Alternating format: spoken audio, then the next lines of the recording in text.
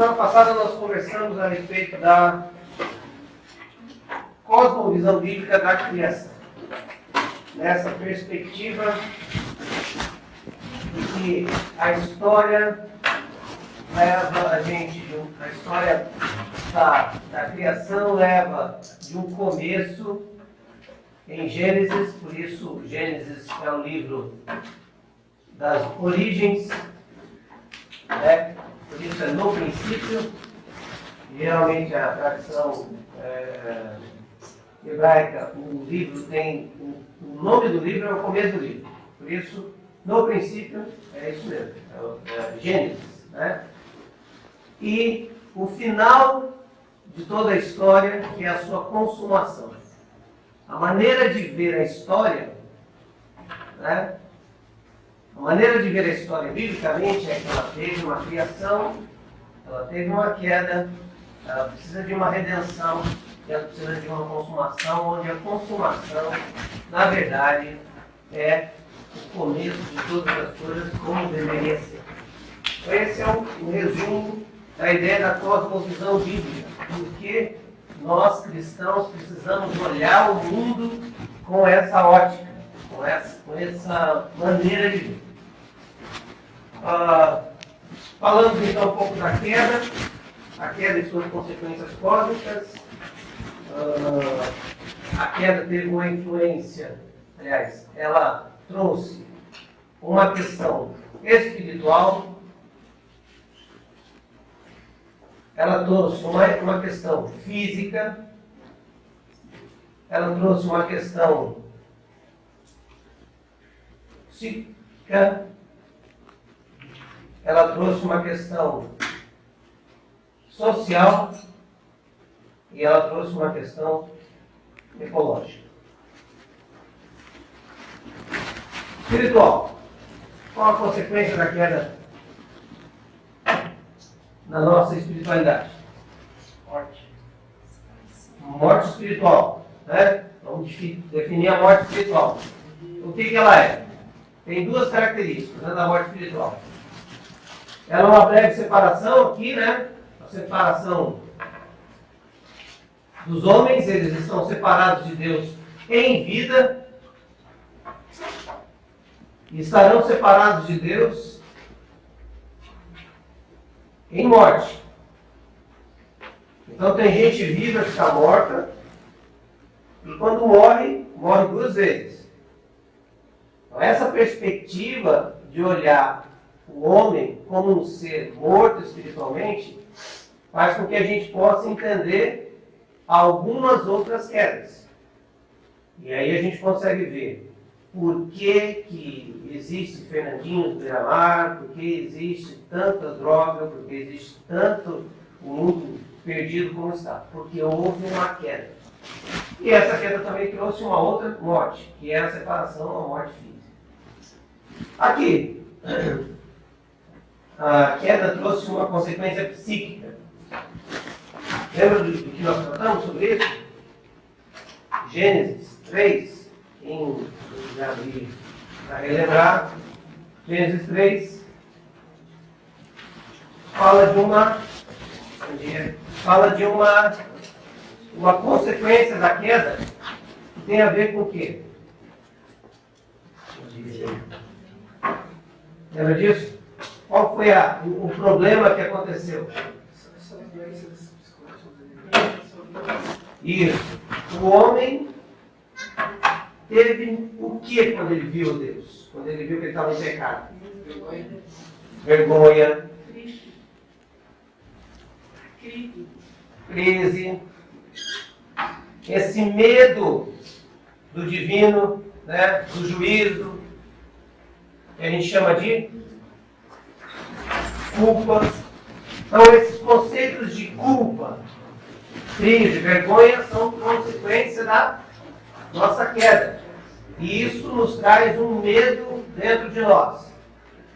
E aí, pânicos, angústias, e tudo que a gente possa ver na área psicológica, psíquica, está aqui. Então, nós precisamos, com a cosmovisão bíblica, abrir o conceito de que a queda não tem uma consequência apenas espiritual no homem, a separação dele com o homem. Foi uma separação dele com ele mesmo. A queda trouxe com que eu não tivesse um bom relacionamento intrapessoal.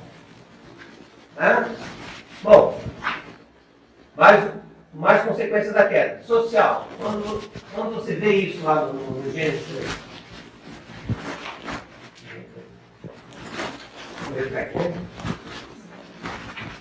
Gente, hoje. Aqui, bom dia. Go. Sei que é domingo de manhã. Liga com eles aí. Fala para eles, acordem, neurônios. Acho que botar um pouquinho no próximo. Então, Adão e Eva, que na verdade ainda estavam numa boa, começaram a ter uma desigualdade, um confronto, conflito social. Foi ou não foi?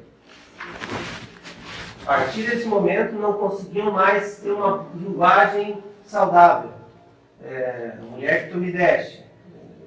Não, onde já se viu? Agora a situação está horrível para nós todos aqui. Eu falo de você é o culpado. Né?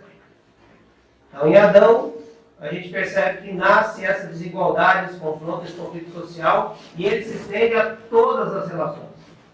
Então, tudo que nós olhamos hoje a respeito de conflito social começou no Éden. O homem não consegue mais se relacionar com o próximo de maneira harmoniosa e pacífica. Ou é de dominação, né?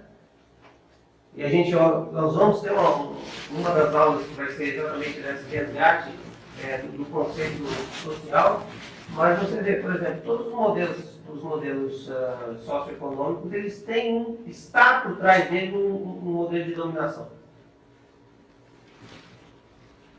A gente fala do capitalismo, mas o capitalismo é uma opressão.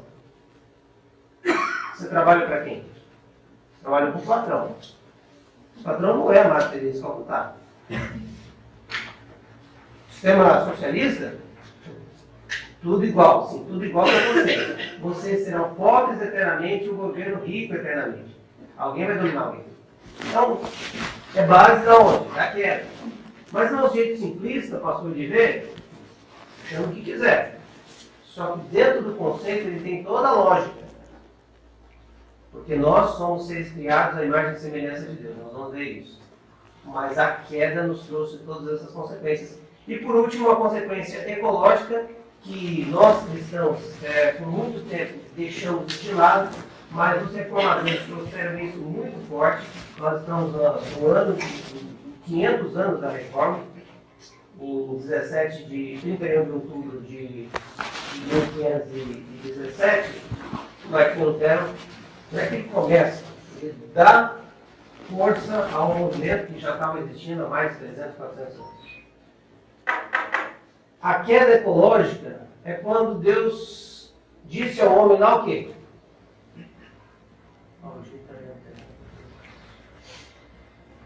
Partilha maldita aqui com L, né? Não é com U. Eu acho que é U, né? Maldita é a terra. É U? Não, é L? Ah, eu acertei. Acertei errando, porque eu ia chutar a U. Maldita é a terra. Maldita é a terra.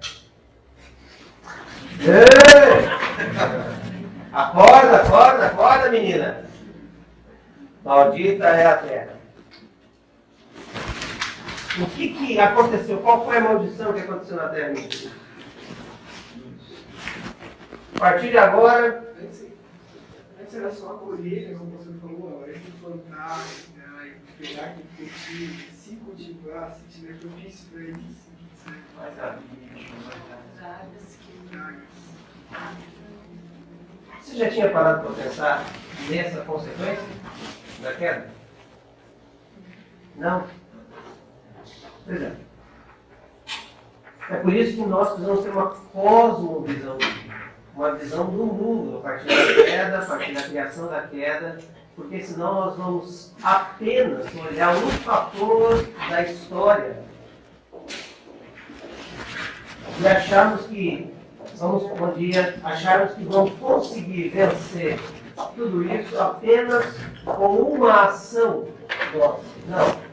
A história toda aqui, o mundo todo precisa ser restaurado e resgatado e redimido por Cristo. Lembra da frase do Abraham Kuyper? Não há nem um centímetro neste mundo em que Deus, Cristo, o soberano, não reivindique para si. É mesmo. Dentro de Colossenses, quando ele diz que ele é imagem, criação, imagem de Deus, e todas as coisas, ele quer reconciliar consigo, todas as coisas, no céu, na terra, debaixo da terra. Ou seja, tudo é meu. Alguém está usurpando o trono. E agora eu vou reivindicar também. Bom, então esse é o resumo da aula passada. E agora nós vamos começar a nossa aula, a segunda aula, que é Cosmovisão Bíblica do Homem. Vocês receberam o seu PDF.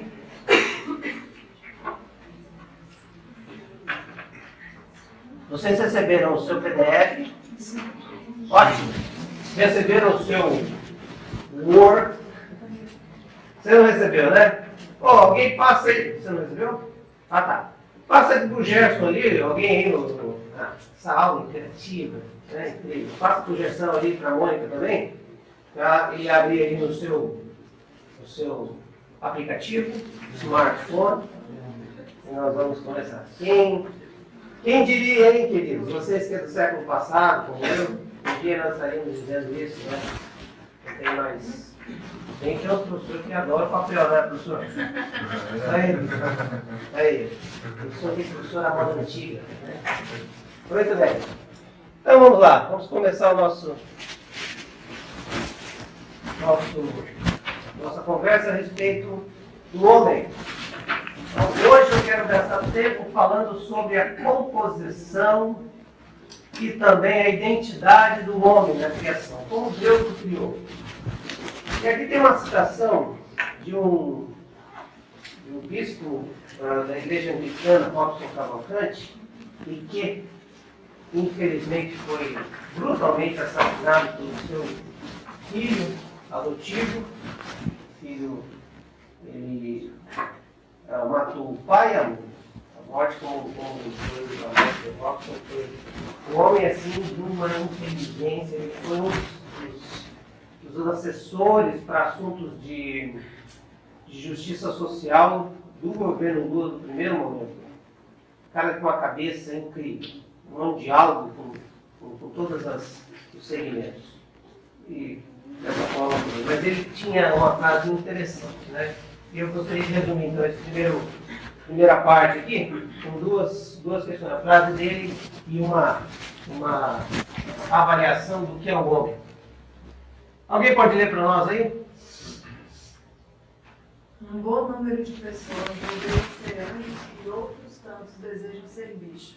Enquanto alguns querem apenas a dimensão espiritual, outros apenas a dimensão animal. Mas poucos são os que desejam ser gente. Muito bem. O que Robson Cavalcante está dizendo é basicamente um resgate de uma composição. O homem não é só um ser simplesmente feito do acaso, uma junção de células, ele é alguém que tem uma identidade, um propósito, ele não é simplesmente um bicho, como o naturalismo vai dizer, a ideia da sua evolução. Né? Então você é uma junção de células e um monte de carne, ossos e tantas outras coisas que você tem. Não, você é muito mais que isso. Então você não é bicho. Mas tem gente que quer ser anjo, nega a sua humanidade, não percebe as suas limitações, não aceita as suas dificuldades e muito menos valoriza o receptáculo que tem e quer ser anjo. Mas os cristãos, né, desprezam o corpo e valorizam o seu espírito. Quer ser anjo.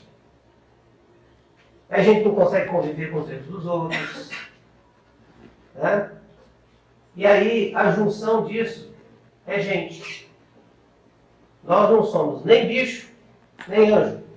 A gente é gente. Que tem momentos de bicho, mas que tem momentos de anjo também. Por isso a fórmula do versículo bíblico, que o Ed René sintetizou muito bem, o versículo 7 do capítulo 2 de Gênesis, que vai dizer essa composição. Então, o homem, Deus criou, versículo lá em cima, primeiro versículo. Então o Senhor Deus formou o homem do pó da terra, soprou nas suas narinas o fôlego da vida, de vida, e o homem se tornou um ser vivente. Essas três palavras, Adamá, veja, Adamá é o que nos lembra Adão, que nos lembra Adão. Então, quando você fala a palavra Adão, a gente pensa em homem. Não, você tem que pensar em pó. Porque Adamá é a ideia de terra. Então, no hebraico seria assim, Deus chamou terroso. Terra, pó. Então, Deus pega o terroso, enquanto é só terroso, não é gente. E sopra nele o ruá, que é o vento, sopro, que é no Novo Testamento chamado de pneuma, que é grego. E aí, com a composição do Adamá e do ruá, é que nasce Nefesh. Nós somos Nefesh, nós somos ser vivente. Então, quando tirar uma dessas composições, nós perdemos a nossa humanidade. Então, ser humano é ser alguém que tenha em si uma composição de ser pó da terra, mas que tem nele o sopro de vida, que não foi dado aos outros animais. Só nós temos isso. Então ele vai dizer algo interessante. Quem está aí com a sua, com sua apostila aí no seu aplicativo, ele vai dizer ali, depois que ele dá essa fórmula, acho que na quarta linha ali, ele vai dizer em termos práticos, achou? Aí ele vai dizer, passa ali, ele vai falar novamente, pó da terra mais fôlego de vida, e por isso eu gosto da máxima. Acharam? Então vamos ler juntos a máxima. Corpo sem espírito é defunto, e espírito sem corpo é fantasma. Corpo sem espírito é defunto, e espírito sem corpo é fantasma. Nós somos uma composição. Nós somos essas duas coisas. Então, o que Deus quer fazer no seu processo de criação? Criar o homem, a humanidade. E a humanidade é composta de duas coisas indispensáveis: matéria e espírito. Nós somos seres espirituais, mas também somos seres de carne. Carnais, aí o pessoal crente já eu sou carnal. Nós somos essas duas coisas. Bom, então na queda nós sofremos espiritualmente e na carne também. Não sofremos? Então, o que Deus, o que Jesus quer resgatar em nós na redenção? Totalidade. E o que vai ficar na consumação? A totalidade. Essa é uma coisa que nós precisamos ter. O homem foi criado e Deus não vai destituir uma parte dele, porque se destituir uma parte dele, deixou de se chamar homem. E a celestialidade, na verdade, é o recomeço que a gente vai estar vivendo. Então, vamos dar uma olhada para frente para você não complicar. Nós vamos complicar mais aqui. Então, O que nós estamos vivendo como pós-modernidade é uma polarização. E agora nós vamos começar então um assunto aqui complicado. Eu acho que eu vou ter resistências, né? Com certeza. Tá? E vamos devagar, tá, gente? Só peço que me amem. Polarização. Qual é a polarização? É começar a valorizar o corpo demais. Uma supervalorização.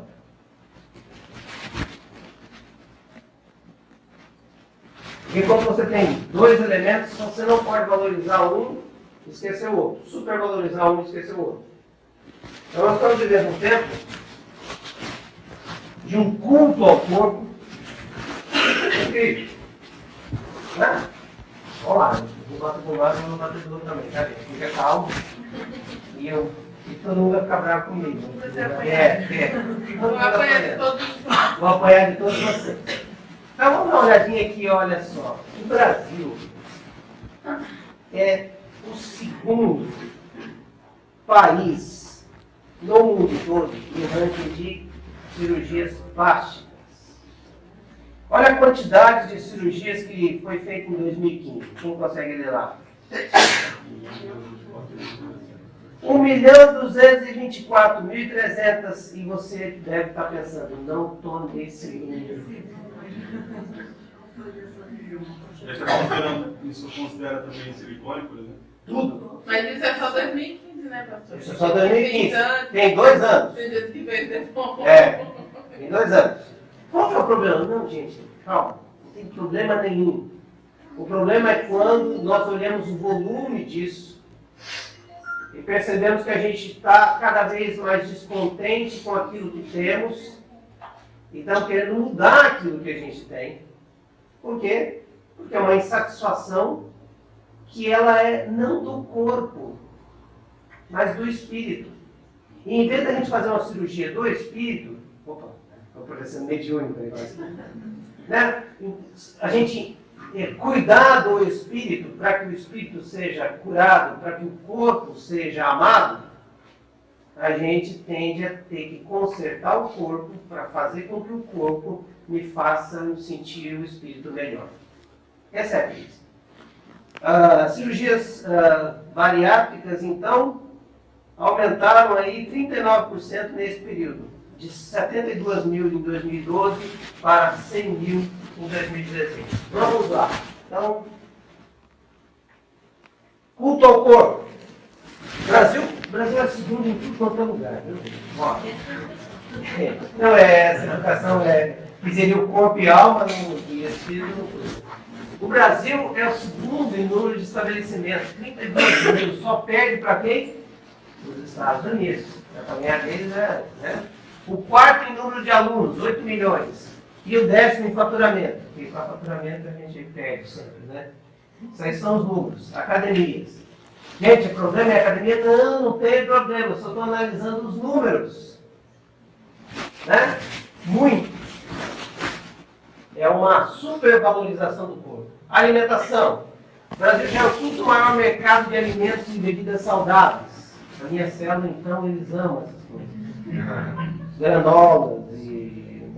Suco de goiaba. Suco de goiaba, já deu que fala. Né? Volume de vendas, olha, isso aqui é astronômico. Tá? Por quê? Essa preocupação com o corpo. Qual é o problema em se alimentar saudavelmente? Nenhum. Eu estou falando do volume que isso tem que se tratar. É a maneira como isso tem que se tratar. Isso demonstra, então, uma polarização. O corpo está sendo supervalorizado. A pergunta é se o espírito está sendo valorizado como deveria. Bom, aqui, dados complicadores. Sobrepeso em adultos no Brasil, 54% em 2014. Isso quer dizer que tem 3 anos. Isso quer dizer que metade da população está fora do peso. Mais da metade. O que mostra isso? Mostra que nós não estamos aqui. Desculpa, polarizando. Agora é o outro lado. Agora é o fosse desvalorizado. Tá? Metade está obeso e outra metade está procurando. É a polarização mesmo, né? Um fica olhando o outro e fala assim, você não come aquele porquinho que eu como, você não se diverte com o outro. Só eu posso correr 10 km e não ficar correndo de fora. Né? No Brasil já temos 17 milhões de hipertensos. Tá? É muita gente. E aqui tem um dado que não está aqui, que é crianças obesas no Brasil. Altíssimo nível. Com a alimentação também que se tem, né? Essas comem coisas muito saudáveis. Por exemplo, lanches do McDonald's, salgadinhos da Elma Chips, né? É um veneno. Bom, hipertensão, quero dar aqui alguns dados. 420 mil pessoas morrem por ano, consequência da doença. Males cardiovasculares são responsáveis por 1,2 milhões de mortes no Brasil. 300 mil brasileiros são vítimas de infarto miocárdio. E são a maior causa. Doenças cardiovasculares é a primeira causa de morte no Brasil. Sedentarismo. Em 2015, no Brasil, os jovens e adultos com 15 anos ou mais que não praticavam qualquer tipo de esporte ou atividade somavam 100 milhões. No Brasil, nós somos 200 milhões, né? 220 milhões. Então, quer dizer, metade... 208, obrigado. Isso é exato, né? Se são 100 milhões, nós estamos falando de metade da população está vivendo assim, né? Bom, trabalhadores compulsivos. Ninguém sofre desse mal aqui, graças a Deus. Né? Tá aí nesse sentido. Dá uma olhadinha aí para mim, só me dá os dados. Quantos trabalhadores compulsivos? Workaholics? 12 horas por dia, você imagina? Gente que faz isso. Durante 2 horas, essa pesquisa diz assim, se a pessoa fizer isso durante 2 meses, não produziram mais do que um regime tradicional de 40 horas. Então, o mito de que trabalhar mais vai dar mais resultado não é verdadeiro. Tá? Se a pessoa trabalhar mais de 80 horas, vai provocar um burnout. Ou seja, então, isso é uma desvalorização ao corpo. Nós estamos vendo essa polarização. Uns cuidando demais, outros cuidando de menos. Por que isso está errado? Está errado porque quando Deus nos criou, Ele nos criou imagem e semelhança dEle e nos criou pó, mais fôlego de vida para ser a gente. Então, o desrespeito ou a supervalorização também é um problema. E nós não estamos valorizando aquilo que Deus deu. Então, nós precisamos redimir. Sabe, quando eu falo em redimir, o cara fala assim, mas Jesus morreu por mim. Sim, morreu. Eu fui redimido na cruz. Sim, você foi. Mas Ele quer que você valorize tudo aquilo que Ele criou. Então, existe uma redenção que Cristo vai fazer completamente na cruz. E existe uma redenção que Ele pede para a gente participar disso. Existe um respeito que Ele pede para a gente participar disso. E que a gente chamaria de santificação. Tem gente que está santificando e idolatrando o corpo. E tem gente que está santificando e idolatrando o Espírito. Mas Deus está chamando a gente para santificar a humanidade. E é por isso que a resposta dessa polarização está no 4º mandamento. E é incrível a gente olhar para o 4º mandamento e perceber o que Deus queria com isso. O 4º mandamento é a maneira de Deus dizer assim, se você começar a viver esse princípio da minha palavra, você estará redimindo toda a sua humanidade. O que o 4º mandamento fala?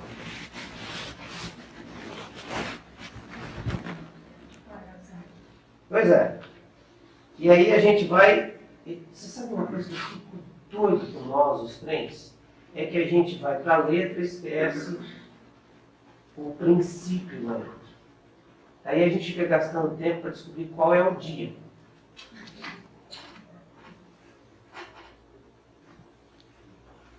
E o que eu já gosto é que a gente fique gastando tempo com aquilo que não é o grande propósito das coisas.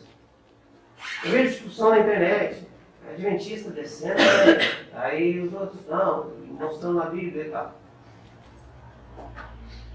Primeira coisa a respeito da palavra sábado, que é uma palavra no hebraico, Shabbat, ela não representa um dia da semana, ela representa um dia de descanso. A palavra Shabbat é descanso.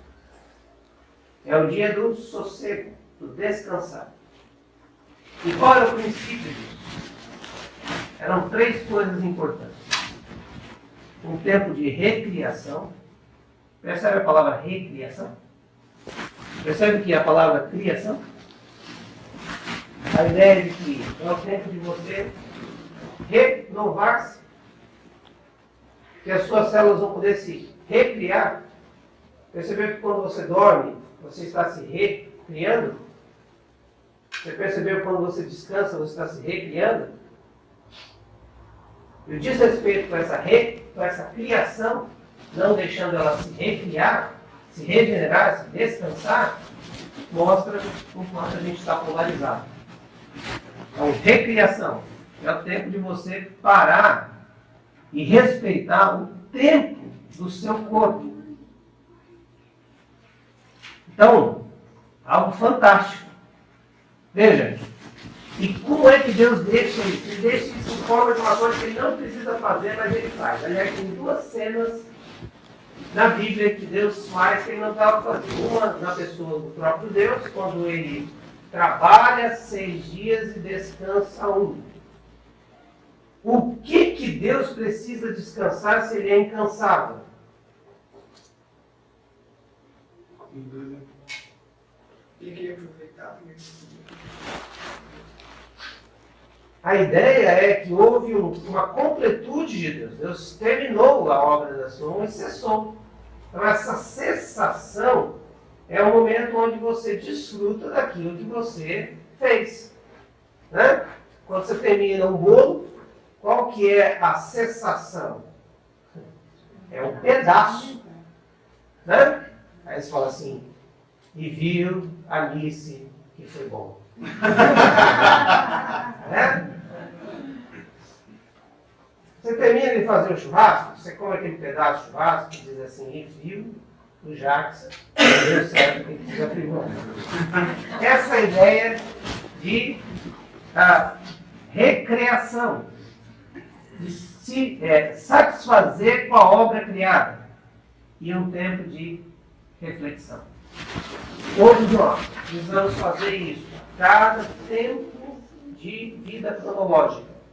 É por isso que existe as 8 horas, é por isso que existe o almoço, é por isso que existe o horário de sono, é por isso que existe um dia na semana, ou no caso 2, é por isso que existe férias, é por isso que existe um ano que muda e tal. O desrespeito disso é um desrespeito à criação. Sabe, nós não levamos isso a sério, porque a gente acha que a nossa salvação é só do Espírito. Então, mas se eu não confio isso, eu vou ser salvo? A graça vai salvar você. Diante de tudo que nós estamos falando, você não está sendo um homem, a humanidade como Deus criou. Vamos lá. Então, o primeiro desafio nosso é o resgate da humanidade. É parar de valorizar um e desprezar o outro. Essa cosmovisão precisa ser implantada em nós.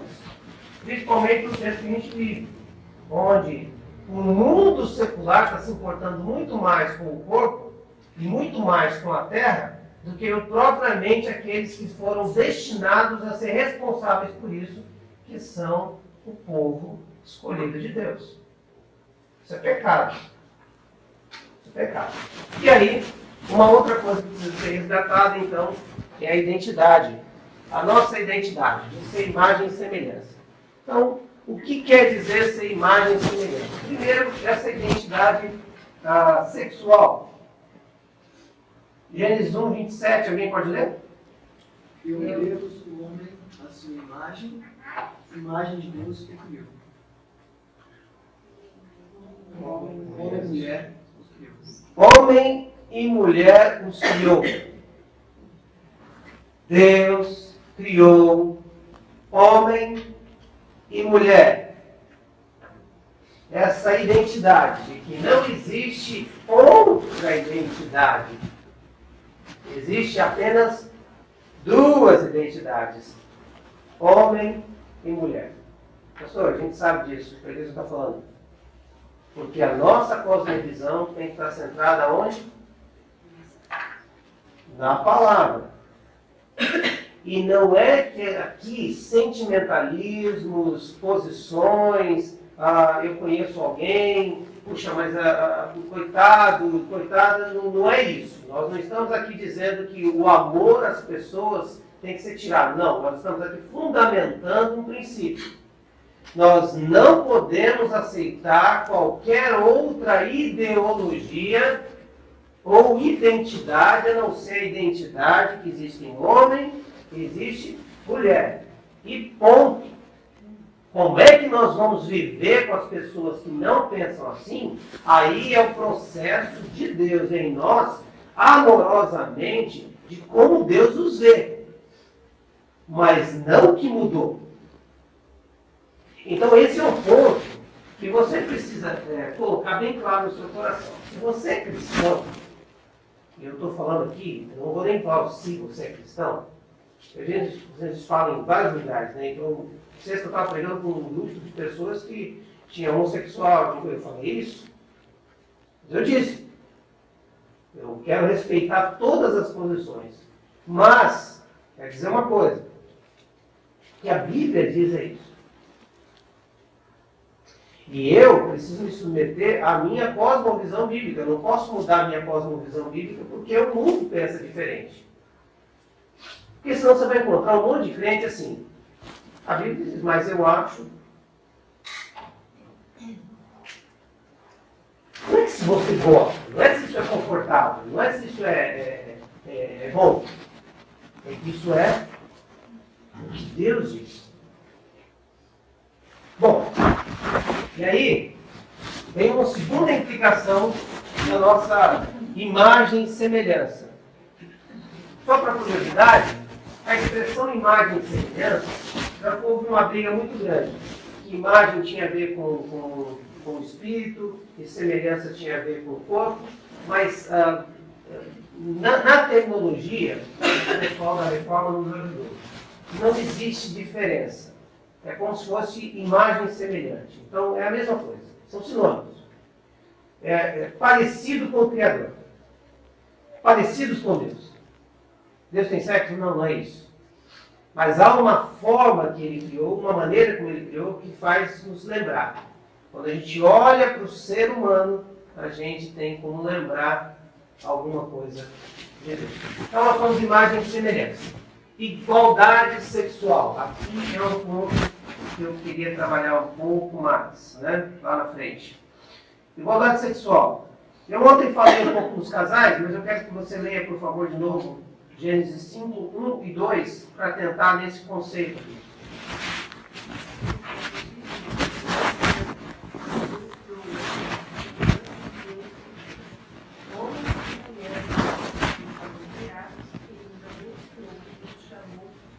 Ó, ele os abençoou, chamou de quê? Não chamou de Adão e Eva. Porque quem é o homem? O homem é composto de macho e fêmea. Porque isso é a humanidade. Isso traz uma ideia de que este não é superior a este.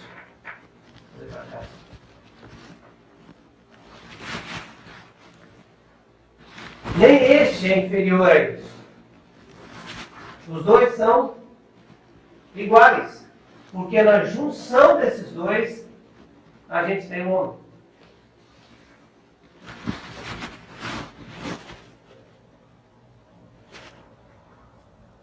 O que isso representa? Equilíbrio. O que isso tem de consequência direta na nossa realidade hoje? Tem que entender, senão a gente vai boiar nessa aula hoje. Pode ficar, talvez eu vou passar direto aqui.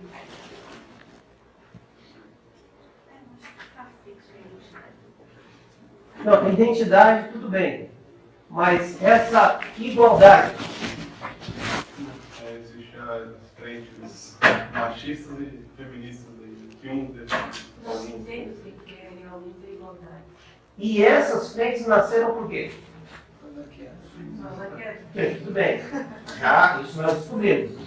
Mas por que teve que alguém defender o lado dos homens e alguém teve que defender o lado das mulheres? Eu vou questionar o que o outro. Da queda social lá. Com essa mulher. Olha, tá querendo. Você está querendo? Tá querendo. Está querendo? Me quebrar a Tá obra. falando aqui, ó.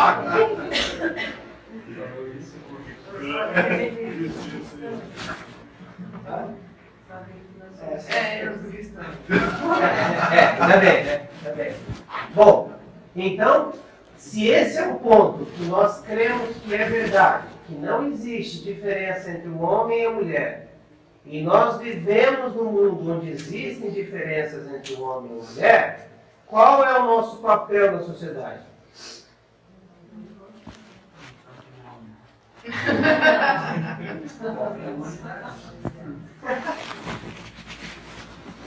Resgate de quê?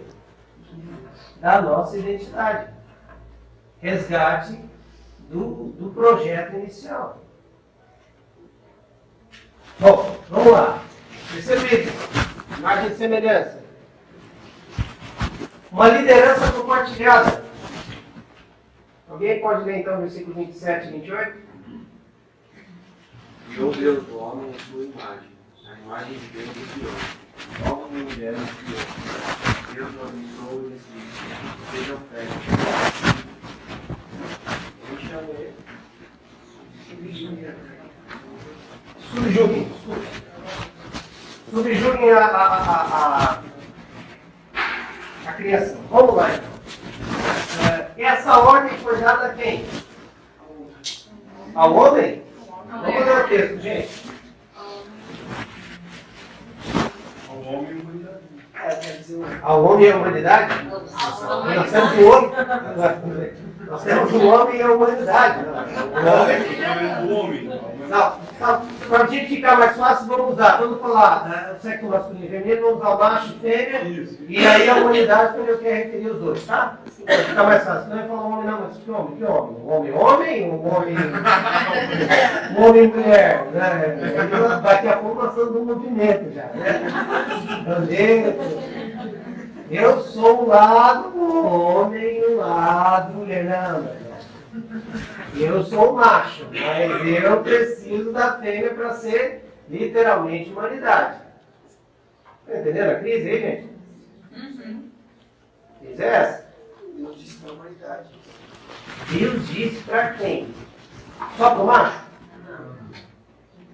Deus disse só para a fêmea? Não, Deus disse para o homem. Então, essa é uma liderança compartilhada. Isso é fundamental. O homem não é o líder e a mulher uma simples auxiliar. O homem é líder com a mulher. E dentro dessa liderança existe uma divisão de responsabilidades e de papéis muito bem elaborada por Deus. Mas a queda nos fez ver de maneira errada. Aí a gente falou de igualdade, e aí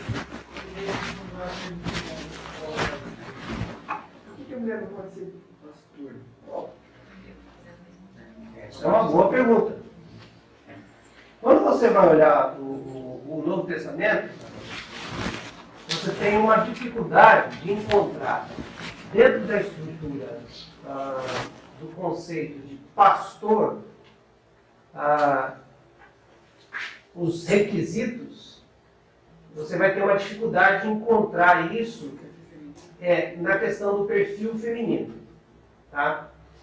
Eu já respondi isso para alguém, mas eu vou fazer aqui rapidinho, para a gente não vai repetir, mesmo porque nós não somos presbiterianos. Então o problema é dele, eles têm que responder isso. Na Igreja Batista, nós temos já uma briga de 5 anos na Ordem dos Pastores. Inclusive, a Ordem dos Pastores pioneira para que eu saiba, né? Mas sempre tem, já vi pastores. Sim, Batistas. sim, mas a briga continua, a luta continua.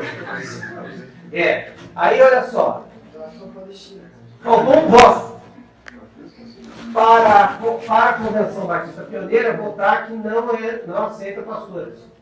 E eu não fui nessa, eu cheguei à tarde. Porque ia dar empate. Eu ia votar a favor. Eu ia votar a favor com ressalvas. Por quê? Porque, veja bem, uma coisa é igualdade, outra coisa são diferenças de responsabilidades e papéis. Tá? A maneira de que eu interpreto o pastorado, eu acho que na estrutura batista, veja, eu sou pastor batista, mas eu nunca fui presidente da igreja. Em 20 anos que eu sou pastor, eu nunca fui presidente da igreja. Glória a Deus. Agora, a maioria dos meus colegas são presidentes da igreja. O que é o presidente da igreja? É um gestor da igreja. Esse papel, ele é um papel muito pesado e diferenciado para a mulher. Eu acho que é sofrimento desnecessário. Agora, quadrangular.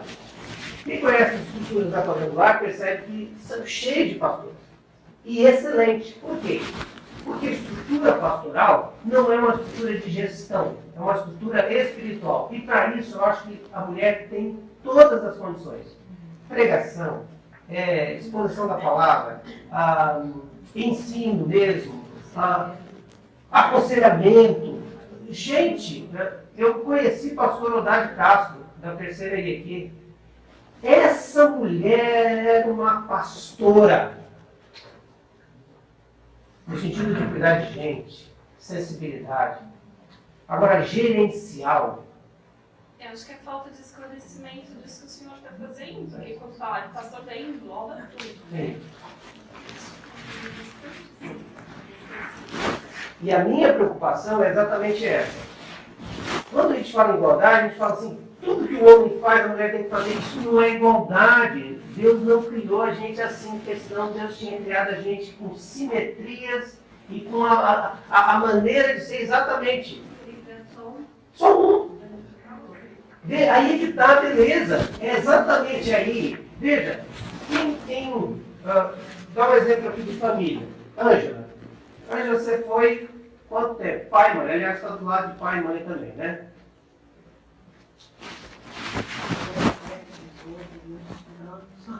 Eu vou fazer uma pergunta direta, o assunto é muito sensível.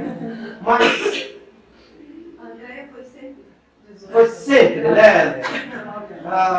É claro que Deus deu a graça, está aqui o Daniel, um cara maravilhoso, Nathalie também, uma menina maravilhosa. Mas foi completo? Foi. Não foi. Não, só um pouquinho. Então eu vou perguntar para a Nathalie. Porque você não pode suprir. Veja, só um pouquinho. Isso é humanidade, Angela. É quando a gente descobre que a gente não consegue ser completo. Só um pouquinho. Vou falar que é bom para você. A gente não consegue ser completo. Se você falar que eu sou o maior pai do mundo. isso, mas é amor, querido. A verdade é o seguinte. Nathalie, e aí? Não quero criar problema você com a sua mãe, mas só para a gente entender aqui. São papéis diferentes, são papéis distintos. A gente não pode ocupar o lugar do outro, né? Os papéis. Mas não quer dizer que ela está incompleta. Sim. Porque Deus usou você e Ele completou nela o que você não pôde fazer, não porque não quis, mas porque não é a sua função. Isso é difícil, eu sei que é difícil. O teu olhar aí está querendo me fulminar. Mas isso é bom para você. Tem coisas específicas do pai. De pai. Não tem como você substituir. E que tem coisas específicas de mãe. A minha mãe faleceu quando eu tinha 17 Olha lá. anos. A minha mãe faleceu quando eu tinha 17 anos. Meu pai foi. De tudo. Mas tinha coisas que eram com a minha mãe. E eu senti isso no meu coração. Não desmerecendo o meu pai. Não, e assim, ele fez muito mais do que minha mãe fazia. Coisas que eu acho que minha mãe ia fazer, ele muito mais. E ele realmente conseguiu suprir isso em amor, coisas que eu sei que minha mãe não é assim. E fica convidado para a gente ensinar o que é. Não tem como equilibrar. Ele foi amor o tempo todo. Até de nada, eu falo assim, meu pai era muito amoroso, mas não era mesmo. Em todo o tempo. Ele era meu pai. E não quer dizer que você seja incompleto. Não. Porque a graça de Deus é assim. A gente também não pode cobrar das pessoas por funções que não são delas, né? E nem elas podem cobrar delas, né? Nós temos que entender que esse é um papel do outro, mas que Deus... Não podemos olhar agora as exceções, né? E eu tenho... A minha irmã teve que cuidar das minhas filhinhas também, desdobrar em papéis e tal, e fazer e tal. Mas quando a gente olha a idealidade, no caso, por exemplo, Ângela, Andréia, seus pais e tal, são a exceção. A ideia é que os pais criem os filhos juntos, mas não houve. Essa é uma exceção, mas a ideia de Deus é que é o seguinte, o macho e a fêmea foram dados a eles uma liderança compartilhada, porque cada um tinha uma função dentro do contexto. E não pode dizer que não precisam. Precisa. E aí é que está o ponto da nossa cosmovisão. A gente pode até não gostar disso. Mas a gente não pode descartar nenhum. Os dois são importantíssimos. Bom, e aí nós vamos ter alguns problemas. Porque a queda nos trouxe isso. Olha só, então, o versículo 3. Versículo 3, 10, versículo 16. Quem pode ler? 3,16. Finalzinho do versículo. Afinal, multiplicarei grandemente o teu sofrimento, seu sofrimento na gravidez. Com o sofrimento você dará à luz, seu desejo será para o seu marido e ele a dominará. Aí, por causa da queda, houve essa desigualdade, onde o homem exercia um domínio sobre a mulher. Isso não era o propósito de Deus. Segunda implicação da queda, versículo 20, capítulo 3, versículo 20. Adão deu à sua mulher o nome Eva, pois ela seria mãe de toda a humanidade. Veja, a Eva chamou-se Eva porque quem deu o nome Eva? O marido deu o nome Eva. Mas na ordem bíblica, isso foi antes ou depois da queda? Depois. Outra coisa importante. Adão deu nome a quem? Não, Adão deu nome a quem? Aos animais. Porque o conceito hebraico é que quem dá o nome exerce autoridade.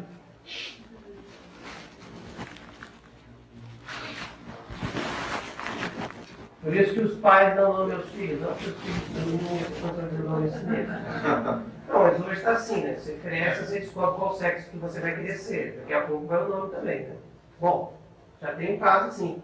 Aqui, vocês no Rio Grande do Sul ganharam a causa, onde na certidão de nascimento não consta o sexo. E assim, quando a criança quiser decidir, ela vai ter autoridade para decidir o que ela quer ser. Bom, Pastor, só uma. Aí quando a gente fala, né, para uma mulher dos filhos, na verdade, então, não foi. A gente pensa que é uma maldição de Deus, digamos assim. Deus foi lá e deu uma coisa. Então, talvez o homem entenda assim. Mas na verdade é como se ele estivesse dizendo, ó, por causa disso, vocês vão agir dessa forma. Né? Ele está dizendo para Adão e para Eva que por conta da queda, né, o coração deles ia ser tão obstinados que eles queriam fazer isso. Não porque Deus disse, não, agora, tipo o pai que diz assim, agora você vai ficar de castigo sem ver televisão. Eu impetrei esse castigo. Não, o castigo foi consequência da queda. Isso realmente já iria acontecer, ele só comunicou. Eu só estou comunicando a vocês que a partir de agora a situação vai ser essa. Bom, então, Adão deu nome a Eva. Então, nesse momento, ele já estava exercendo um tipo de autoridade e superioridade que Deus não tinha para ele, porque a Eva já tinha um nome. Deus criou homem e mulher, aliás, e chamou homem. Aqui ele dá uma designação. Então, ele está dizendo agora que a partir desse momento existe uma superioridade que não foi projetada. Um domínio que não foi projetado. E uma certa um subjugar que não era necessário. Bom, então a desigualdade nós sabemos aonde existe. Agora vamos dar uma olhadinha em umas críticas aqui ao... Vamos começar criticando o machismo. Né? Alguém pode ler, então,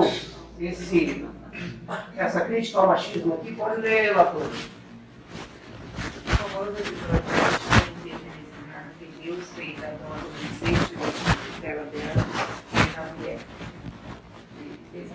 Embora se tenha escrito muito sobre essa passagem, grande parte tentando provar a inferioridade da mulher, e até então a gente importa, o fato é que o seu propósito é o oposto. Quando uma mulher Deus fez na mulher, mas a mulher é torcida de Adão e a apresenta. Adão a reconhece como os meus ossos e carne da minha carne, quer dizer, igual a ele. É por isso que, em vez de lhe pôr nome, ele dá a ela seu próprio nome na forma feminina. Em português é difícil expressar. Isso é por essa razão que grande parte das traduções recorre ao estranho termo mulher. Ele é um homem, ela será mulher. Em outras palavras, o homem compartilha seu nome com ela. Ele não tem a intenção de ter soberania, domínio e nem controle, mas promove igualdade. E é precisamente por essa igualdade que ambos são ajuda idônea, de forma recíproca. O domínio que o varão reivindicou sobre o restante da criação não pode ser reivindicado sobre a mulher ou sobre qualquer outra criatura humana. Não pode ser. Não pode. Não pode ser. Eva não foi feita de sua cabeça para sobrepujar, nem de seus pés para ser pisoteada por ele, mas do seu lado, para ser igual a ele, sobre o seu braço para ser protegida e próxima ao seu coração para ser amada. F. Wayne, o teólogo de 1714 já está dizendo. Esse é um ponto aqui. Não existe essa superioridade masculina, isso é pecado. Esse domínio e essa maneira de escravizar. Isso é pecado. Nós, como cristãos, temos que lidar com isso, porque isso faz parte do resgate da imagem e semelhança de Deus. Agora vamos para a crítica ao feminismo. Claro que uma mulher leu para a crítica ao masculino, não direitos iguais. Vai lá. Em seu cerne, o feminismo é um movimento global que trabalha na emancipação das mulheres. O antigo termo usado para o movimento das mulheres significa o fato de que ele é, lá no fundo, um movimento de libertação que direciona seus esforços para alcançar a igualdade para as mulheres na sociedade moderna, especialmente para a remoção de obstáculos, quer crenças, quer valores, quer atitudes que impeçam esse processo. O feminismo entrou em conflito com o cristianismo, assim como que quase todas as religiões, por conta da sua percepção de as religiões tratam as mulheres como seres de segunda categoria, tanto em termos de papéis que essas religiões designam as mulheres como na maneira pela qual elas são entendidas como imagem de Deus. Tá, pronto, só um pouquinho aqui. Então, o ponto aqui é um conflito com o cristianismo por um mau entendimento. Nós já destruímos essa tese de que há alguma superioridade que a Bíblia diz. A Bíblia está dizendo, e aí quando a gente olha o Novo Testamento, a gente vai olhar lá Paulo dizendo que o homem é a cabeça da mulher, a gente entende que cabeça é controle, comando. Não, o conceito ali, cabeça é responsável.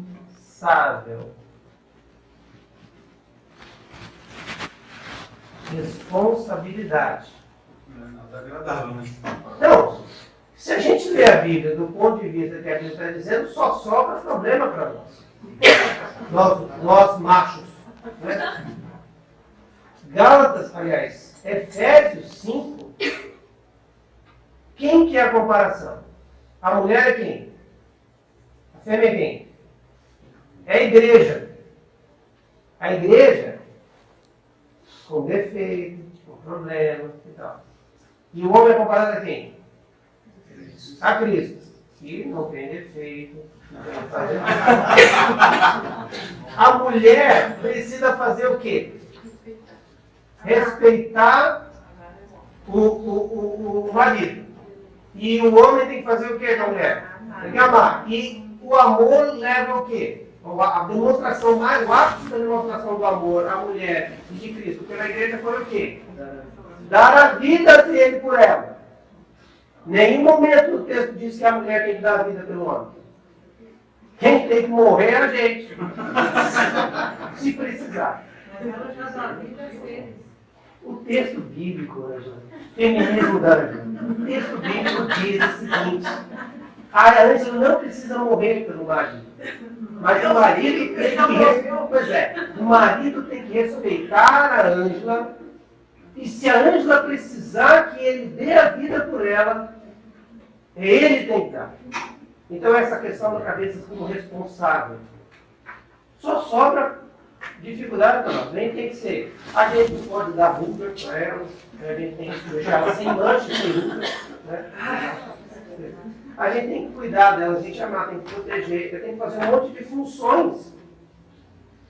E é por isso que quando a gente olha para um movimento feminista, a gente não vê alguém querendo a igualdade, a gente vê alguém querendo crescer e ser uma coisa que elas não são. Há uma composição da mulher de sensibilidade, não vou usar uma palavra não pejorativa, de fragilidade, essa composição.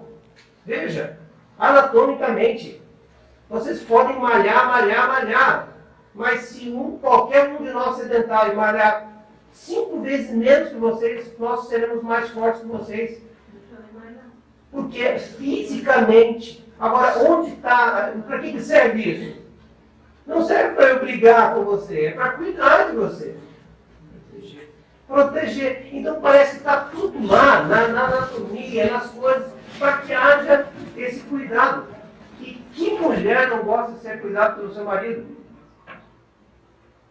Aí, pastor, a gente mencionou essa compreensão que você aqui feministas não tem, né? Vamos dizer, seria até justificado pelo fato de eles não terem essa cosmovisão.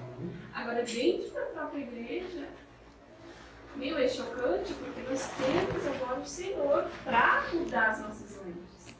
E aí a gente ainda percebe que isso está muito enraizado. Se a gente for fazer né? Esse é o pior. É. Esse é o pior. Vamos para o segundo tópico lá. Essa criação do feminismo, por consequência, é claro, de determinadas religiões que interpretam a palavra conforme o interesse deles. Então é uma consequência disso, né?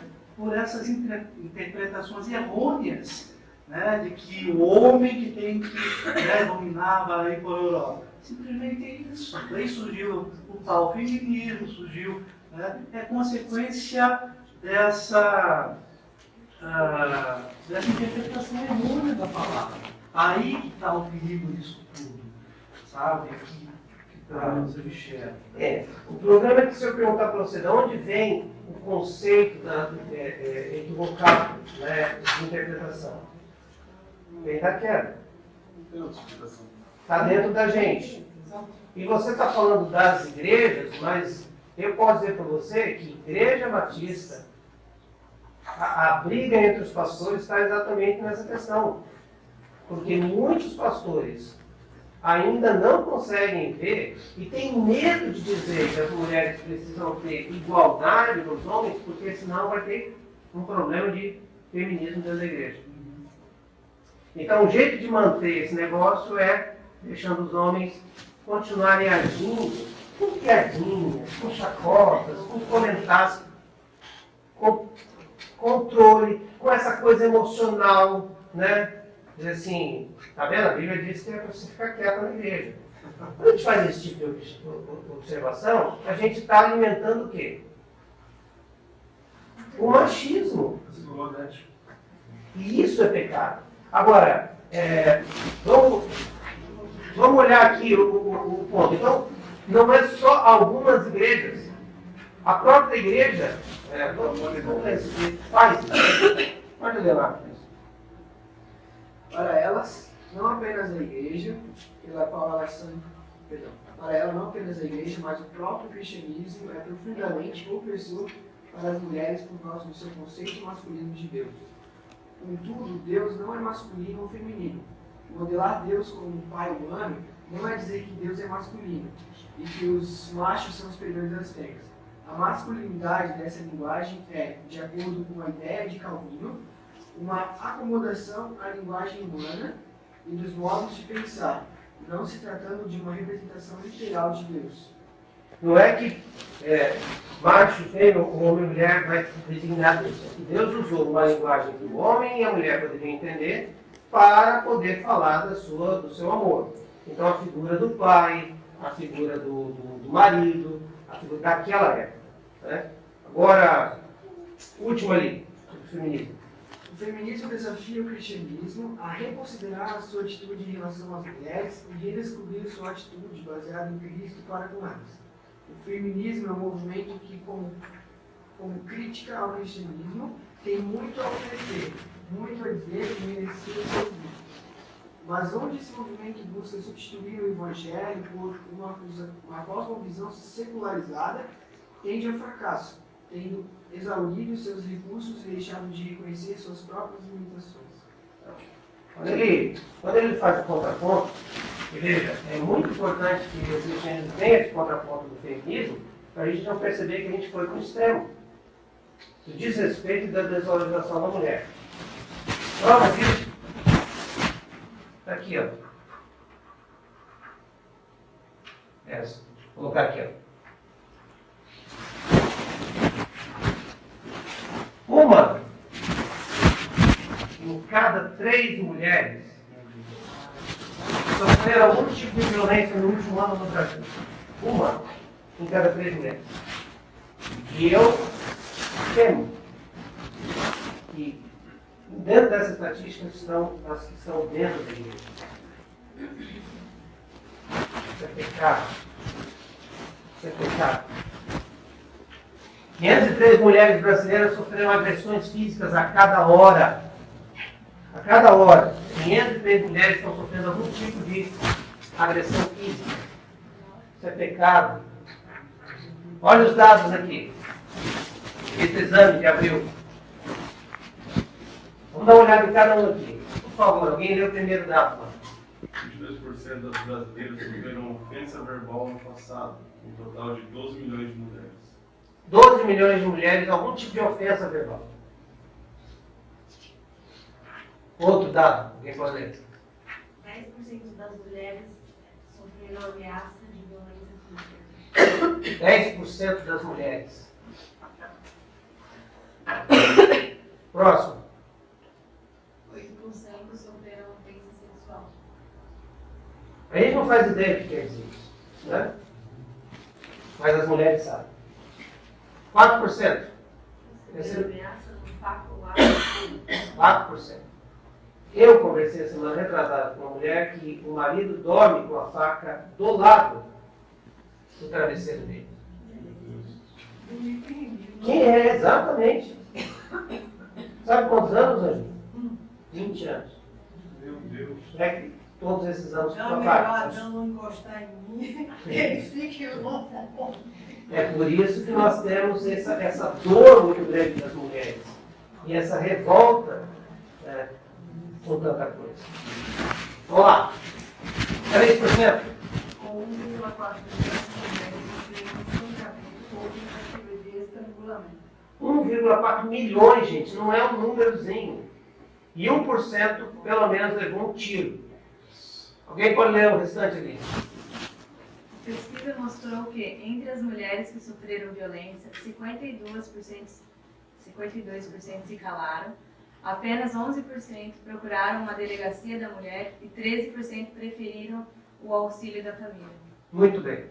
E aqui não tem, dentro desses 11%, tem um outro problema aqui.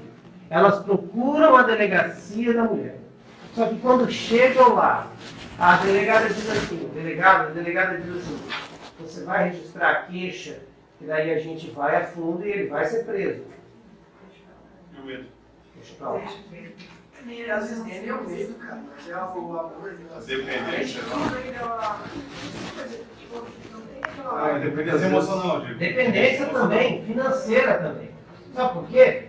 O que eu vou fazer da vida? O que isso foi construído? Ao longo do tempo, nós criamos os meninos para saírem e enfrentar a vida e as meninas para ficar em casa. Só ele tem que lembrar que isso é do mundo consumidor. Informações declaradas. E ainda tem um número menor de pessoas que não estão confinadas, que é um número alto. Vamos fazer uma estatística aqui. Quem você conhece que sofre violência doméstica em casa? Levanta a mão. Conhece? Você conhece? Tá vendo? Nesse último mês eu atendi 3 pessoas que sofrem violência doméstica. Uma, a gente fez o processo todo e ela teve que ir embora da cidade porque a lei é o seguinte: se não houver um ato declarado para que ela registre um boletim de ocorrência, faça o corpo de delito, e aí sim o flagrante de 24 horas for pego, não tem flagrante. Flagrante é só se a polícia estiver passando e ele estiver batendo nela na frente de todo mundo, aí é um flagrante que não precisa de nada, ou que ele esteja intimidando. Mesmo com boletim, mesmo com medida protetiva, cautelar, mesmo com a documentação toda. Então, queridos, a lei é assim. Ela só vai entrar em cena quando a desgraça aconteceu. Ela não é para proteger o cidadão. Ela é simplesmente para punir. E é o que eu falei para o rapaz. Eu disse assim para o sargento, disse, eu entendo que você está fazendo a sua função, porque já falou, posso fazer, tá, entendo. Só que a lei não foi feita para proteger, foi feita para punir. Ela não está querendo punir ninguém, nós estamos querendo proteger ela. Como é que eu faço para proteger ela? Não tem o que fazer. Ela tem. A senhora quer que nós acompanhemos até em casa? Leva para a delegacia, prende ela dentro de uma cela, que ela vai estar protegida dele. Porque é isso que ela estava. Ela ia para o trabalho, o cara chegava e ficava cercando. Ele furou o pneu de uma amiga dela, o cara vinha, ele não estava assim, Então, esse é um ponto que nós, como igreja, não podemos admitir de qualquer forma essa postura com relação a essa violência. Isso a igreja precisa ser atuante. Terminando aqui.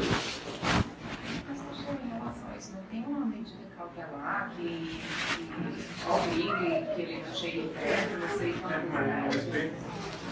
Sim. A medida cautelar, Camila, ela é igual para todos. Não existe, é restritiva. São 100 metros, o cara não pode tocar, conversar, não pode falar com ela, não pode dirigir a palavra. Agora acontece o seguinte: Ele chega, né? Estava conversando com uma pessoa, ela falou assim, que o cara estava na casa. E a pessoa chegou, a mulher chegou. Quando ela chegou, o que vai fazer? Entra ou não entra?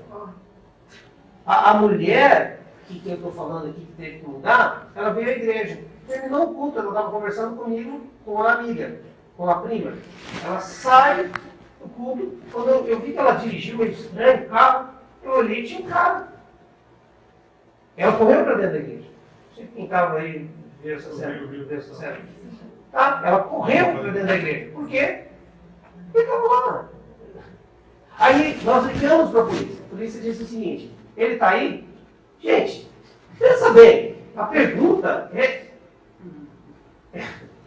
Não, ele está aqui esperando vocês chegarem, e ele vai, no momento que vocês chegarem, vai dar um soco na cara dela para marcar, e daí vocês vão poder levá-lo preso. Não existe isso. O cara, quando viu que a gente falou, o cara foi embora, tranquilamente. Aí o cara é um médico.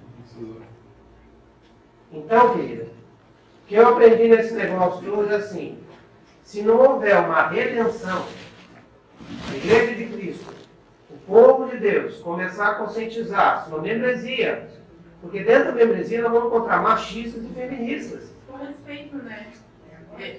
A autonomia que a mulher é tão desconsiderada, ela não consegue nem identificar uma agressão verbal.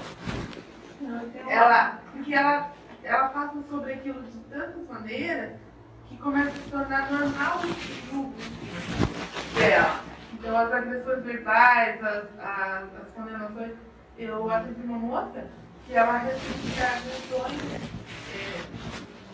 diárias, assim, de colegas de trabalho na questão da origem dela, né? E daí eu falei, gente, isso é crime, você tem que denunciar, você não pode aceitar esse tipo de coisa. Não consegue identificar. Eles estão brincando, não, eles estão te agredindo verbalmente, eles estão te julgando verbalmente. Como mulher, como pessoa, como negra, como N coisas. Você não pode aceitar esse tipo de coisa. Mas a pessoa não vai conseguir identificar. Tipo, você volta para casa dos seus pais. Está satisfeito comigo? Volta para casa dos seus pais. Você é pobre mesmo, você não tem o que fazer, seu pai não tem onde cair morto. Exatamente. Eu tenho uma amiga numa família, ela tem 77 anos. Ela viveu com um cara 54 anos até ele morrer. Ela disse que não levantava a cabeça, era cabeça baixa, qualquer lugar, ela não podia nem olhar para um lado nem para o outro. Agora, como uma pessoa vive 54 anos, por causa de quê? Oprimida, tinha filhos, não tinha como trabalhar para alimentar os filhos, para sobreviver, então se submetia a um absurdo desse. Hoje é uma pessoa bonita, alegre, sabe? Não sei como foi que ela conseguiu reprimir 77 anos, né?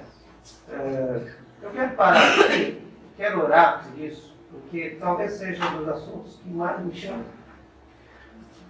Porque eu acho isso muito triste. E todas as vezes que eu atendo alguém, eu fico tão impotente, porque como pastor a gente quer. E eu não tenho dúvida, mas uma pessoa como essa é um monstro. Eu não tenho compaixão desse cara. Não tenho. Sabe por que eu não tenho? Porque ele é um covarde.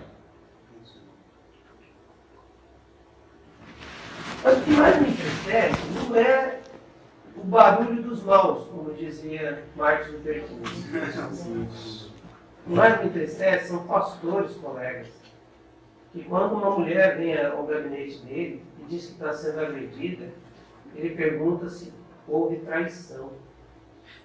Porque ele está procurando na cláusula bíblica para poder dizer se ela pode separar ou não dele. É de uma pobreza espiritual tamanho. Porque a palavra repudiada, o qual Deus está dizendo, a mulher repudiada, então ela pode ter a carta de divórcio, é alguém que te repele. E o que mais que o senhor precisa fazer para dizer que repudiou essa mulher? Jogar ela para fora de casa? Matar? Então assim, queria que a gente orasse, porque eu acredito que a Igreja de Cristo ainda é agente de transformação. E é por isso que nós estamos aqui. É por isso que eu quis montar esse curso, porque eu sei que aqui há uma liderança, agente de voz, que vai estar reproduzindo isso. Aqui tem jovens, aqui tem adultos, aqui tem casais, tem um meio de trabalho. Então, como é que se posicionar? Nas conversas, não aceita as brincadeiras, porque as brincadeiras são fermentos de posturas. As brincadeiras são fermentos de ideologias. De achar normativo aquilo que não é normal. Pecado. Não aceita. Não permite. E olha, gente, estou brincando, mas essa eu não brinco. Essas brincadeiras não. Beleza, não pode separar e continuar. Não tem que ser chatos, né? Tem xiitas, mas algumas coisas a gente tem que cuidar. Outra coisa importante. Crie. Então, jovens, eu estou dizendo aqui para vocês. Suas amigas, meninos, suas amigas, tratem-se super bem. Se torne um referencial de como se trata as meninas. Se alguém trouxe alguma coisa, eu tenho que falar para as meninas, principalmente para as mais assim, adolescentes, tenho que falar para minha filha. Filha, eu chego em casa e conto a situação que eu vivi. Ó, tive isso. Minha filha, o dia que um cara chegar para você e te puxar o braço, você já pode tirar o braço e dizer, esse não. E é por isso que eu entendo que tem que criar uma força resistente chamada feminismo. Os feministas, por quê? Porque é um descaso total. Então a pobreza está exatamente a gente aceitar os extremos. A riqueza está em a gente voltar para o princípio. Vamos orar e depois eu quero terminar aqui esse tema. Alguém gostaria de orar por isso? Pode levantar a sua mão. Obrigado, meu Deus, porque o Senhor nos fez seres semelhantes a Ti, Pai. Amém. Obrigado porque em todos os momentos nós vemos o Teu equilíbrio, Pai, a Tua preocupação com todas as pessoas, com todos os lados, Pai. Sua preocupação com a forma como colocou os detalhes na Tua palavra, Pai. Muito obrigado porque o Senhor nos criou, Pai, iguais e semelhantes a Ti, Pai. Obrigado porque a Tua imagem, nós somos o reflexo da Tua imagem. Ajuda-nos, Pai, a entender, Pai, os males da sociedade, a lidar com eles, de forma que nós possamos ser agentes transformadores desse mundo, Pai. Muito obrigado pela oportunidade que temos de falar dessas coisas, Pai, abertamente, Pai, sem subjugar ou sem entender nada de forma estranha, Pai, de forma indecente, Pai. Muito obrigado pela Tua verdade, pela Tua palavra sábia, Pai. Muito obrigado porque o Senhor separou homens, Pai, para escrever essa mensagem aqui, para que nós pudéssemos conversar hoje, Pai. Obrigado pela vida das mulheres, Pai. Obrigado pela vida dos homens, Senhor. Que o Senhor estabeleça nos nossos corações, Pai, o equilíbrio do Senhor. Aquela igualdade, Pai, que vem do Senhor, Pai. Não é igualdade proposta nem pelo feminismo, Pai, nem a igualdade proposta pelo machismo, Pai, mas a igualdade que vem do Senhor. A igualdade que preenche o nosso coração, Pai, e nos coloca no nosso lugar, Pai. Muito obrigado pela sua separação, Pai, entre homem e mulher, pela sua diferenciação. Muito obrigado pela divisão das responsabilidades, Pai. Muito obrigado porque o Senhor deu habilidades específicas a cada uma dessas personalidades, a cada uma dessas divisões, Pai. E o Senhor tem um plano específico para cada uma delas. Muito obrigado porque, apesar da queda, Pai, hoje nós temos acesso a Ti, Pai. Muito obrigado porque o Senhor usa suas referências, Pai, com coisas que nós podemos entender com facilidade, Pai. Apesar, Pai, da sua complexidade e da sua grandeza, Pai. Muito obrigado porque o Senhor é bom e o Teu amor dura para sempre, Pai. Preenche nosso coração com o Teu amor, com o Teu carinho, com o Teu cuidado. E, Senhor, que nós não cresçamos em cima das mulheres, Pai, nós homens, e nem as mulheres cresçam em cima de nós, Pai, mas que o equilíbrio do Senhor estabeleça quem é quem e onde devemos ser agentes, Pai.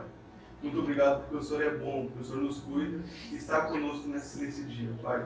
Abençoa o resto desse domingo, Pai, para que nós possamos refletir durante o resto do dia sobre a Tua mensagem, sobre a Tua palavra.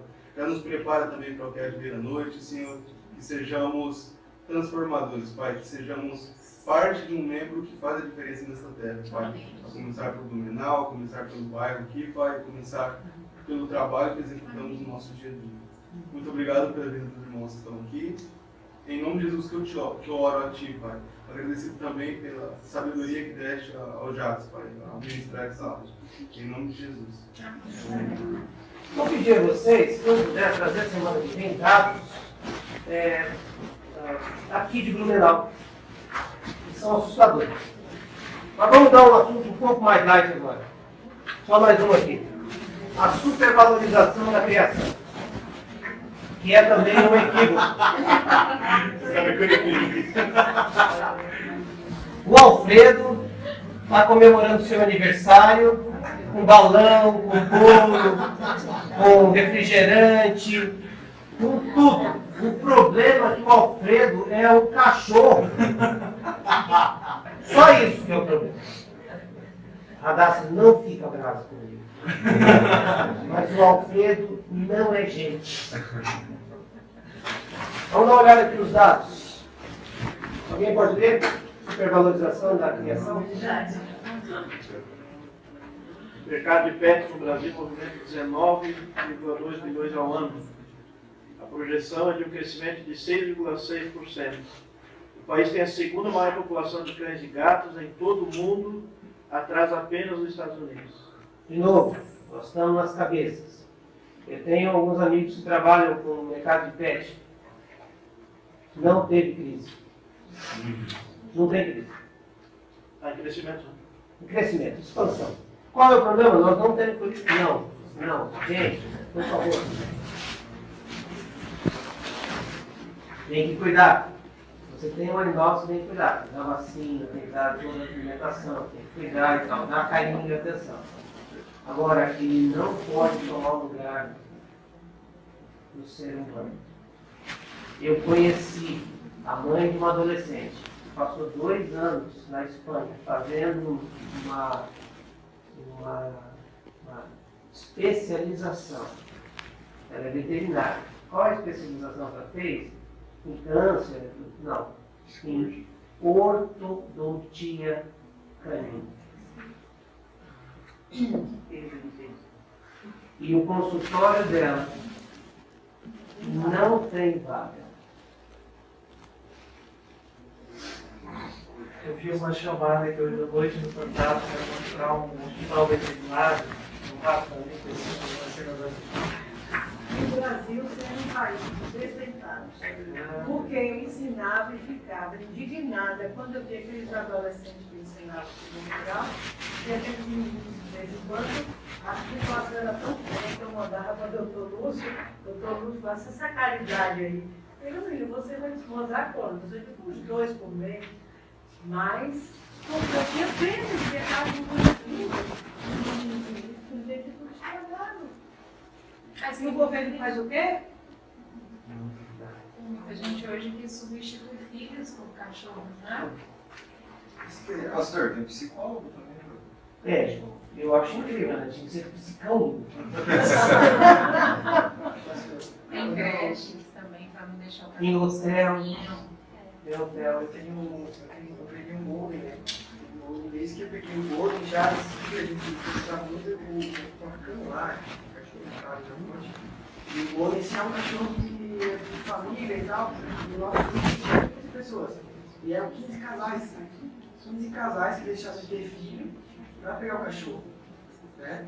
E aí o convívio foi indo, e assim, ó, o fato de trocar a relação de família e tudo, sabe? Tipo assim, de preparar o ambiente, preparar o carro, de viver em função do cachorro, sabe? E, cara, uma loucura de ver que eu de ver que, assim, valorizar mais o cachorro do que as pessoas que estão lá. E do lado, no dia a dia, e sabe, que criar aquele mesmo machismo, feminismo, daqui a pouco vai ser criado um cachorrismo. Porque, tipo, a pessoa que não aceita como eles. Mas a relação, inclusive, isso já é motivo de estudo. Vou dar 2 dados para vocês. Já tem um estudo chamado Relações Zooafetivas. Tá? famílias que não têm filhos, tem animais, tem pets, e que os trata exatamente como filhos. A média de gasto é de 500 a 600 reais por mês com o animal. Deixa uma herança. Deixa uma herança. Deixa, tem testamental. Agora tem um caso no Brasil, já comprovado, me parece que também foi no Rio Grande do Sul, acho que o Rio Grande do Sul está exportando tudo, né? Que diz o seguinte: o juiz deu grande causa por guarda compartilhada do cão. Na separação do casal, a guarda compartilhada do cão. Tá? Essa semana nós registramos a FUR para fazer uma pesquisa na Unidade de Saúde do Trabalho. E na composição familiar, nós tínhamos que responder, colocar os dados pessoais para cada um responder a composição familiar. A minha lista do posto, que tem 12 cachorros. Posso colocar uma das minhas meninas, suas filhas, minhas cachorras. Ela falou, se você considera como sua família, pode colocar. Então, assim, na composição familiar, colocou ela, o companheiro e as duas cachorras. Então, só para saber como estão as coisas. Sim. Tem crematório para plano de saúde. Aí o plano de saúde eu entendo que é custo muito alto, né? Cerimônia fúnebre para o cachorro. Porque tem gente que acredita que eles têm alma. Então, gente, eu só estou jogando essa situação aqui. Qual é a função do homem? E quando eu estou falando homem, eu estou falando qual a função da humanidade. Aqui. Ela é responsável espiritualmente, ela é responsável socialmente, ela é responsável culturalmente, ela é responsável ecologicamente. Lembra que o grande projeto de Deus, semana passada, com a criação, é que o homem tivesse um relacionamento com ele? Ponto. E o grande projeto de Deus com a criação do homem, humanidade, é que o homem fosse responsável pela criação que ele criou. Então, por causa da queda, nós e a Igreja de Cristo é responsável espiritualmente. Ser agente de reconciliação do homem com Deus. Nós, os regenerados, os redimidos, a nova humanidade, somos responsáveis para que a velha humanidade, o velho homem, conheça Cristo para ser a nova humanidade que um dia será glorificada. Nós, como homens, e aí como humanidade, somos responsáveis socialmente para ser a reconciliação do homem com o homem. Nós somos responsáveis culturalmente para usar nossa profissão para fazer o mundo mais belo. Nós somos responsáveis ecologicamente para a preservação do cosmos que Deus criou. Nós somos responsáveis. A Igreja de Cristo é agente de transformação. O ponto aqui é que a Igreja de Cristo precisa assumir esse papel. E é isso que nós vamos trabalhar ao longo da nossa construção bíblica. Repito, vocês estão aqui porque, de alguma forma, você tem uma característica de liderança. E o jeito da gente mudar essa realidade, para resgatar a imagem e semelhança de Deus, uma humanidade redimida, primeiro é a pregação do Evangelho de Cristo. Segundo é a vivência dos valores do Evangelho de Cristo. Então, o dia que um animal está sendo mais bem tratado do que um ser humano, mostra a humanidade caída. O dia que a mulher está sendo desrespeitada e o homem subjugando, sinais da queda da humanidade está caída. E nós, como agentes de Deus, não podemos olhar e dizer assim mesmo. Nós temos que clamar ao Senhor. Ora vem, Senhor Jesus. Maranata. Vem e impera o seu reino nesse lugar. Esse é o ponto mais importante. Porque um dia não haverá mais dor. O Espírito é redimido, mas o corpo ressuscitado é igual um corpo glorificado, ou seja, a nova humanidade. Quero terminar lendo o texto bíblico, que é o grande ápice, o grande sonho nosso no Deus. Então vi o novo céu e a nova terra, pois o primeiro céu e a primeira terra tinham passado, e o mar já não existia. Vi a cidade santa, a nova Jerusalém, que descia do céu, da parte de Deus, preparada como a noiva adornada para o seu marido. ouvi uma forte voz que vinha do trono e dizia: agora o tabernáculo de Deus está com os homens, com os quais ele viverá. Eles serão seus povos. O próprio Deus estará com eles e será o seu Deus. E ele enxugará dos olhos toda lágrima. Não haverá mais morte, nem tristeza, nem choro, nem dor, pois a antiga ordem já passou. Aquele que estava sentado no trono disse: estou fazendo obra por Deus. Senhor, vem, Senhor Jesus. Nosso mundo está em caos, Senhor. Desperta a tua igreja, Senhor. Tua igreja ao redor da terra. Faz de nós luzeiros, Senhor. Onde a humanidade está caída, Senhor, que a gente possa vir com uma unidade de resgate, Senhor. Pai, que não sejam comparações, que não sejam acusações, mas que sejam, Deus, declarações do amor de Deus a essa humanidade que o Senhor tanto tem. Salva, Senhor, a nossa terra. Salva, Senhor, a nossa sociedade. Salva, Senhor, os nossos relacionamentos. Resgata a igualdade que o Senhor criou. Faz de nós, ó Deus, seres responsáveis, ó Deus, com a criação que o Senhor deu. Nem a desvalorizando, nem supervalorizando, mas fazendo aquilo que o Senhor nos mandou. E que o Senhor faça cumprir isso que lemos aqui. Um dia o Senhor voltará e requisitará para si todas as coisas que são suas. Essa terra é tua, porque a tua palavra diz que do Senhor é a terra e a sua plenitude, e o mundo e todos os seres que nele habitam.